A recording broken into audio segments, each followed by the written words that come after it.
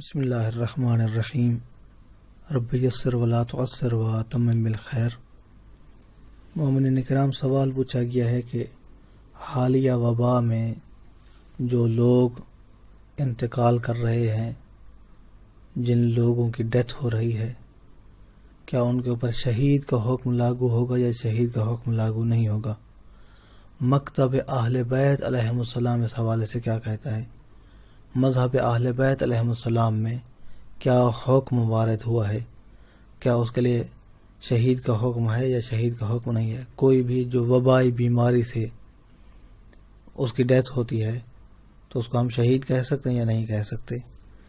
اس حوالے سے عرض خدمت یہ ہے کہ شہید کی دو قسمیں ہیں، ایک شہید حقیقی ہوتا ہے اور ایک شہید حکمی ہوتا ہے۔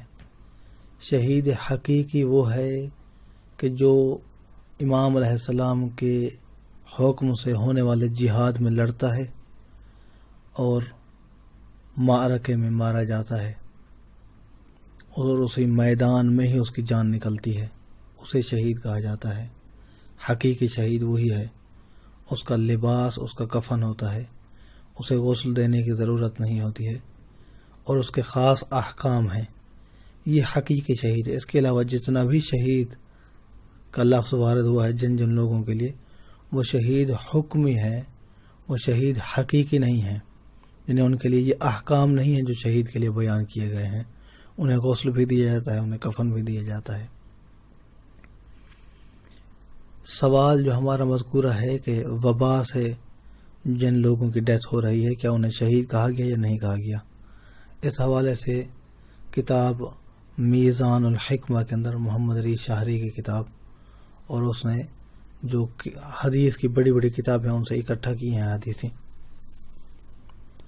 سوال پوچھا گیا، پیغمبر اسلام صلی اللہ علیہ وآلہ وسلم کی طرف سے اللہ کے رسول بیٹھے تھے، اپنے اصحاب میں سے ایک صحابی کی عیادت کے لیے، عبداللہ بن رواحہ کی عیادت کے لیے آئے ہوئے تھے، اور پیغمبر اسلام نے خود سوال پوچھ لیا، اپنے اصحاب سے پوچھا، من الشہید من امتی، مجھے بتاؤ کہ میری امت میں سے کون ہے شہید، کون ہے؟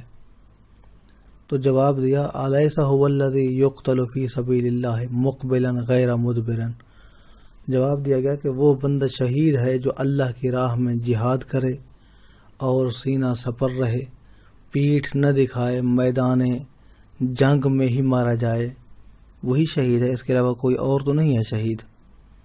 تو اللہ کے رسول نے ارشاد فرمایا، ان شہداء امتی اذن لقلیل، پھر فرمایا اس کا مطلب تو یہ ہے کہ میری امت میں شہید تو پھر بہت ہی تھوڑے ہیں۔ اگر میدان معرکہ میں مارے جانے والا ہی شہید ہے تو اس کا مطلب تو ہے کہ شہید تو تھوڑے ہیں۔ پھر خود ہی جواب ارشاد فرمایا الشہید الذی ذکرتم والتعین والمبتون وصاحب الحدم والغرق والمرأة تموت جمعا، فرمایا یہ 5 لوگ شہید ہیں، ایک وہ شہید کہ جس کو تم ذکر کر رہے ہو جو میدان جہاد میں مارا جاتا ہے، دوسرا تعین یعنی جو طاعون کی بیماری سے، طاعون کی بیماری وبائی بیماری سے، والمبتون جو پیٹ کی بیماری سے مرتا ہے، اسہال وغیرہ سے، وصاحب الحدم جس کے اوپر کوئی دیوار گر جاتی ہے، کوئی عمارت گر جاتی ہے اور اس کے ذریعے سے وہ مرتا ہے، وہ بھی شہید ہے، والغرق جو ڈوب کر مرتا ہے، پانی کی موت مرتا ہے، وہ بھی پیغمبر اسلام فرماتے ہیں شہید ہے، اور وہ خاتون کے جو ڈیلیوری کے وقت اپنی جان دے بیٹھتی ہے وہ بھی شہید ہے۔ تو اس حوالے سے ایک اور مستقل حدیث بھی موجود ہے، الطاعون شہادۃ لکل مسلم، پیغمبر اسلام فرماتے ہیں کہ طاعون ہر مسلمان کے لیے شہادت ہے، شہادت کا درجہ رکھتا ہے جو بندہ طاعون کی بیماری سے مر جاتا ہے۔ تو اس اعتبار سے اگر دیکھا جائے طاعون بھی ایک وبائی بیماری ہے، اور آج کل کی جو وبائی بیماری ہے یہ بھی ایک قسم کی وبا ہے۔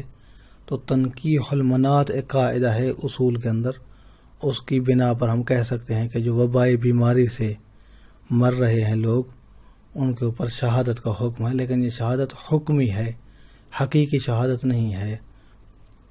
اس کے علاوہ ہمارے پاس بہت ہی زیادہ روایات موجود ہیں جو کہتی ہیں کہ المؤمن علی ای حال مات وفی ای ساعت قبض فهو شہید. جو بندہ محبت اہل بیت رکھتا ہے، ایمان والا ہے، مؤمن ہے، امام علی علیہ السلام فرماتے ہیں کسی بھی حالت میں وہ مرے، کسی بھی گھڑی میں اس کی روح قابض ہو، فهو شہید، وہ شہید ہے. پیغمبر اسلام صلی اللہ علیہ وآلہ وسلم فرماتے ہیں من مات علی حب آل محمد مات شہیدا. جو بندہ اہل محمد کی محبت پر مرا ہے، اس کی موت موت نہیں ہے بلکہ اس کی موت شہادت کی موت ہے. اور اس قسم کی بہت ہی زیادہ روایات موجود ہیں جن کے ذریعے سے یہ استفادہ کیا جا سکتا ہے کہ ہر بندہ جو محبت اہل بیت رکھتا ہے، چاہے وہ کسی بھی حالت میں اس دنیا سے رخصت ہو رہا ہے، اس کا انتقال ہو رہا ہے، اس کی موت شہادت کی موت ہے. دعا ہے کہ اللہ کی ذات ہم سب کو